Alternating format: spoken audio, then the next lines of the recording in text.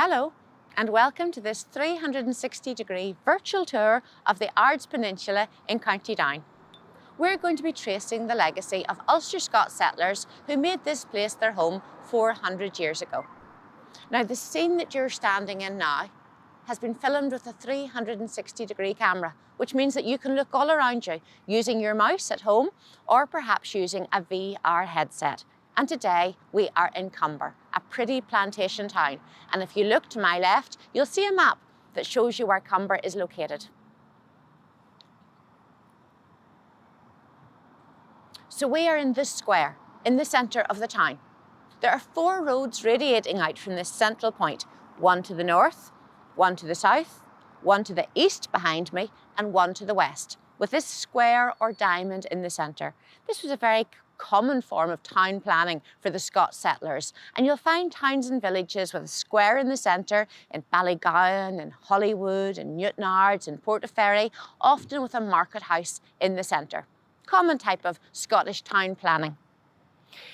In the early 17th century, the lands around East Ulster here were granted by the King, King James, to 2 Scottish lairds, Sir Hugh Montgomery and Sir James Hamilton. And the plan was that they would come here to Ulster and they would bring tenants and settlers who would farm the lands and make new towns and new villages. You can see portraits of James Hamilton and Hugh Montgomery to my left and my right.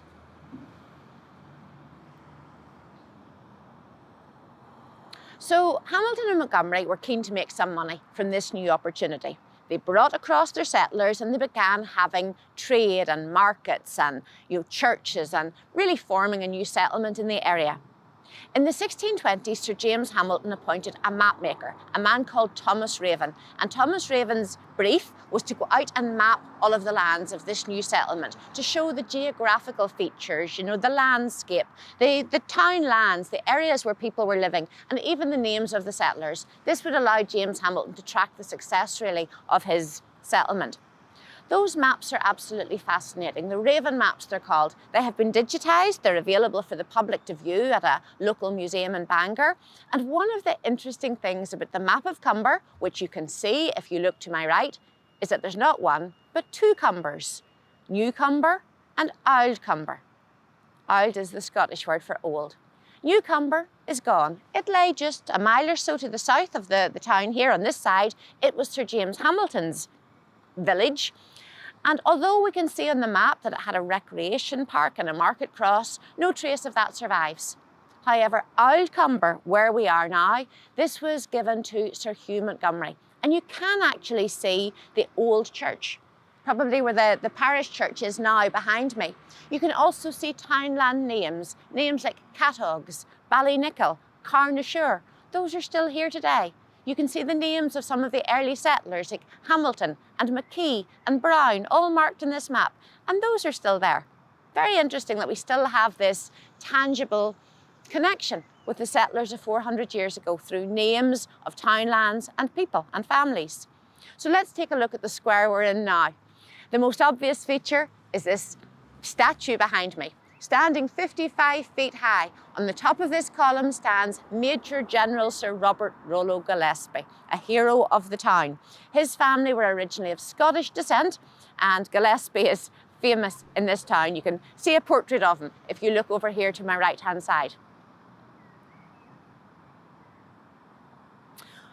On the northwest corner of the square, we have the War Memorial.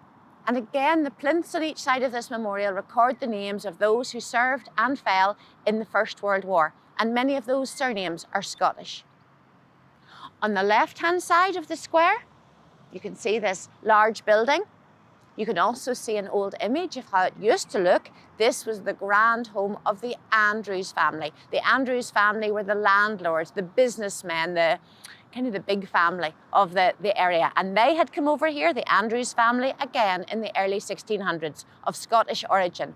Many of them are buried in the family mausoleum, which is in the grounds of the parish church of St Mary behind me. You see it in the corner of the square.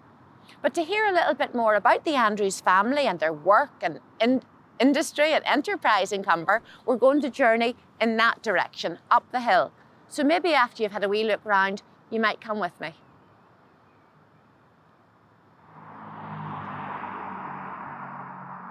We're standing now on the outskirts of the town of Cumber, and behind me are a couple of very interesting buildings, both connected to the Ulster-Scots Andrews family, who I mentioned when we were in the square. But before I tell you about these buildings, turn and look behind you. You see this lovely little winding street making its way up the hill? Well, that is called Braeside, B-R-A-E-S-I-D-E. And a Bray in Scots, or an Ulster Scots, is a small hill. So this reminds you of the Scottish heritage of this area. But let's have a little look now at this beautiful sandstone building. This was the John Andrews and Company flax spinning mill. And if you look to my right-hand side, you can see some images of the mill and the mill workers in its heyday. So the mill opened in 1864. And for 150 years, it was a big employer here in Cumber, with about 500 people working in it, including a lot of children who worked half the time and went to school half the time. So they were known as half-timers. In fact, the school is that little building that you see over there behind the pretty pink clematis. Flax was a huge industry in Ulster. After the Industrial Revolution, big mills like this were opening all across the countryside as Ulster Scots workers and others harvested the flax plant and wove it into linen yarn or wove it into linen cloth. So that was a big industry for the Ulster Scots, and the Andrews family mill brought employment to many people here. Andrews family are also remembered in this building behind me, but it's a more sad story. This is the memorial hall to Thomas Andrews Jr., who was a shipbuilder in the company of Hartland and Wolff. Now, shipbuilding had first arrived in Ulster, really, with a Scotsman called William Ritchie, who set up a shipyard in Belfast in the 1700s. Fast forward through the Victorian era, and the geography of Belfast and the ingenuity of our businessmen saw the company Hartland and Wolff rise and prosper to become the biggest in the world. Thomas Andrews from Cumber worked in Hartland and Wolff.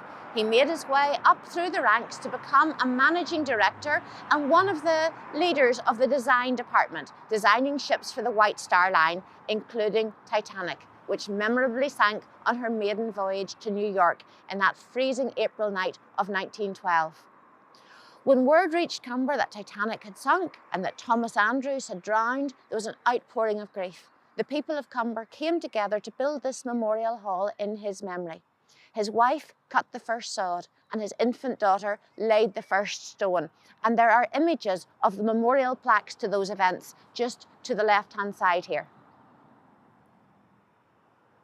So these two buildings behind me then commemorate two of the greatest industries in Ulster in the Ulster-Scots era, the production of linen and shipbuilding.